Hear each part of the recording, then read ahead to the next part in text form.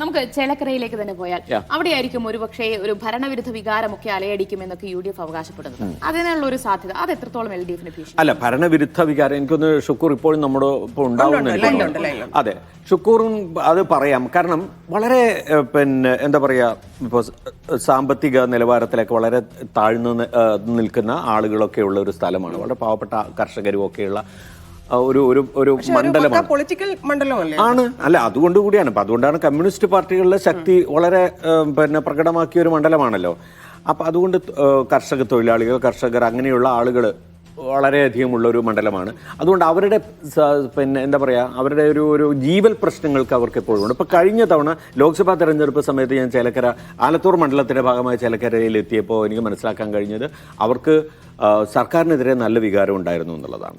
കാരണം കർഷക പ്രശ്നങ്ങൾ നേരിടുന്ന കാര്യത്തിലൊക്കെ സർക്കാർ വളരെ മന്ദമായിട്ട് മാത്രമേ, വളരെ പതുക്കെ മാത്രമേ പ്രവർത്തിച്ചുള്ളൂ എന്നുള്ളതൊക്കെ വലിയൊരു ആക്ഷേപം അവർക്കുണ്ടായിരുന്നു. പക്ഷേ അത് നിയമസഭാ തെരഞ്ഞെടുപ്പ് വരുന്ന സമയത്ത് ഒരിക്കലും അതേപോലെ വർക്ക് ചെയ്യുമെന്ന് ഞാൻ വിചാരിക്കുന്നില്ല. അത് ഇപ്പോൾ കഴിഞ്ഞ തവണ കുറവായിരുന്നു. രാധാകൃഷ്ണൻ അവിടെ കിട്ടിയത് ഏതാണ്ട് ഒരു 5000 വ്യത്യാസമാണ് കിട്ടിയത്. അത് കുറച്ച് കൂടാനുള്ള സാധ്യതയും ചിലപ്പോൾ മണ്ഡലങ്ങൾ എടുത്ത് നോക്കുമ്പോൾ ചേലക്കര LDFനെ കൈവിട്ടിട്ടില്ല ആകെ മൊത്തം നോക്കുമ്പോൾ. പക്ഷെ ആ നേരത്തെ നമ്മൾ പറഞ്ഞ ഈ 39,000 ആ ലീഡ് ഒരു കാരണവശാലും കിട്ടുന്നില്ല. ഷുക്കൂറിന്റെ അടുത്ത് ഷുക്കൂർ ഞാനീ പറഞ്ഞ അതെ, ഈ ജീവൽ പ്രശ്നങ്ങൾ എത്രത്തോളം നേരത്തെ നമ്മളുടെ റിപ്പോർട്ടുകളിലൊക്കെ തന്നെ നമ്മൾ പറഞ്ഞിട്ടുണ്ട്. വികസനം ഒരു വിഷയമായി അവിടെ ഉന്നയിക്കപ്പെട്ടിരുന്നു. മണ്ഡലത്തിന്റെ വികസനം, ഈ റോഡുകളുടെയൊക്കെ പരിതാപകരമായ അവസ്ഥ ഉൾപ്പെടെയുള്ളത് ഉന്നയിക്കപ്പെട്ടിരുന്നു. പക്ഷേ ഈ ഗവൺമെന്റിനെതിരായി നമ്മൾ പറഞ്ഞുകൊണ്ടിരിക്കുന്ന വിഷയങ്ങൾ, ഇപ്പം പെൻഷനൊക്കെ ഒരു പരിധിവരെ അവർ പരിഹരിക്കാൻ ശ്രമിച്ചു. അതുപോലുള്ള എന്തെങ്കിലും വിഷയങ്ങൾ യഥാർത്ഥത്തിൽ ജനങ്ങൾ അവിടെ നേരിടുകയോ ആ നേരിടുന്ന പ്രശ്നങ്ങൾ അവരുടെ മുന്നിൽ ഒരു ഇലക്ഷൻ വിഷയമായി വരികയോ ചെയ്തിട്ടുണ്ടോ?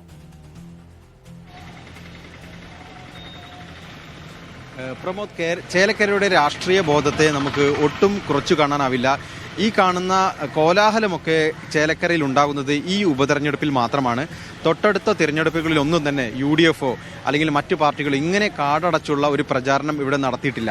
2019 തെരഞ്ഞെടുപ്പ് ഫലം മാത്രം എടുത്താൽ ഞാൻ മനസ്സിലാക്കിയെടുത്തോളം 50% താഴെ മാത്രം ബൂത്തുകളിൽ സജീവമായി കോൺഗ്രസ് പ്രവർത്തിച്ചിട്ടുള്ളൂ.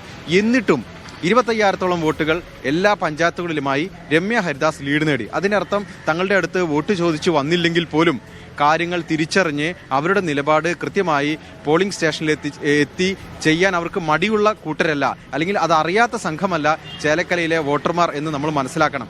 അതുകൊണ്ട് ഈ പ്രചാരണ കോലാഹലങ്ങൾക്കുമെല്ലാം അപ്പുറത്ത് ശരിയായ നിലപാട് അവർ സ്വീകരിക്കാൻ അവർക്ക് കഴിയും.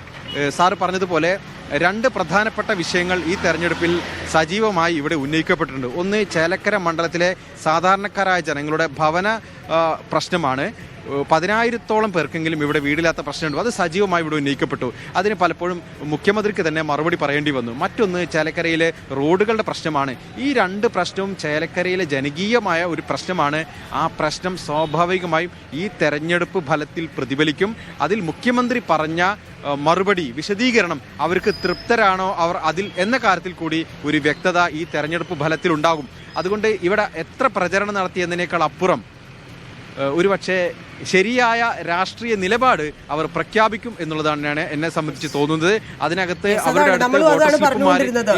കൃത്യമായ രാഷ്ട്രീയ നിലപാട്, കൃത്യമായ രാഷ്ട്രീയം പറഞ്ഞ് പ്രചാരണം നടത്തി എന്നുള്ളതാണ്. ഒരു വിവാദവും അടുപ്പിച്ചില്ല ചേലക്കര എന്നുള്ളതാണ്. അതുപോലെ തന്നെ കൃത്യമായ രാഷ്ട്രീയ നിലപാട് പോൾ ചെയ്തിട്ടുണ്ട് എന്നുള്ളത് കൂടിയായിരിക്കും. സുധീറിന്റെ ഒരു സ്വാധീനം അല്ലെങ്കിൽ PV അൻവറിന്റെ സ്വാധീനം ഒരുപക്ഷെ കൂടുതലും ഇപ്പോൾ നമ്മൾ ചർച്ചയാവുന്നത് ചേലക്കരയിലാണല്ലോ. അവിടെ അത് എത്രത്തോളം അല്ല, അത് ആ ആശയം ഞാൻ നേരത്തെ പറഞ്ഞ പോലെ ആ ആശയങ്ങളുടെ ഒരു ശക്തി കൊണ്ട് അദ്ദേഹം, കാരണം വെച്ചാൽ നമ്മുടെ സാഹചര്യം അങ്ങനെയുള്ളതാണ്. അപ്പോൾ ആ സാഹചര്യത്തിൽ അദ്ദേഹത്തിന് ചെയ്യാൻ പറ്റുന്ന, അദ്ദേഹം ഉന്നയിക്കാൻ കഴിയുന്ന ഏറ്റവും ആളുകളുടെ ശ്രദ്ധ പിടിച്ചു പറ്റാൻ പറ്റുന്ന പോലീസിങ്ങിൻ്റെയൊക്കെ ഒരു അപാകതകളും വീഴ്ചകളും ഒക്കെയുള്ള ആ വിഷയങ്ങൾ വളരെ ശക്തമായി തന്നെ ഉന്നയിച്ചു. പക്ഷേ അതൊരു തിരഞ്ഞെടുപ്പ് ആകുമ്പോൾ, ഒരു തിരഞ്ഞെടുപ്പ് നമ്മൾ ബിറ്റ്വീൻ ഹൂ എന്ന തെരഞ്ഞെടുപ്പിലേക്ക് പോകുമ്പോൾ തീർച്ചയായിട്ടും അത് അത്ര കണ്ട് എഫക്റ്റീവ് ആവുമോ എന്നുള്ള കാര്യം, കാരണം ഒറ്റപ്പെട്ട ശബ്ദമായി നിന്ന് കളയും ചിലപ്പോൾ. അത് സംഭവിച്ചിട്ടുണ്ടോ എന്നും പറയാൻ കഴിയില്ല. സുധീർ UDF ആയിരുന്നെങ്കിൽ ഒരുപക്ഷെ നല്ല സ്ഥാനാർത്ഥിയാവുമായിരുന്നു. പക്ഷെ അത് ഒറ്റയാനായിട്ട് മറ്റൊരു രീതിയിൽ പോയി കഴിഞ്ഞാൽ എത്ര കണ്ട് സ്വാധീനം ഉണ്ടാവുമെന്ന് തുടക്കത്തിൽ കിട്ടിയതൊന്നും പിന്നീടുള്ള 2 പ്രസ് മീറ്റ് കഴിഞ്ഞപ്പോൾ വിചാരിക്കുന്നത്. അൻവറിനെ ഉടനെ ഫോണിൽ വിളിക്കും.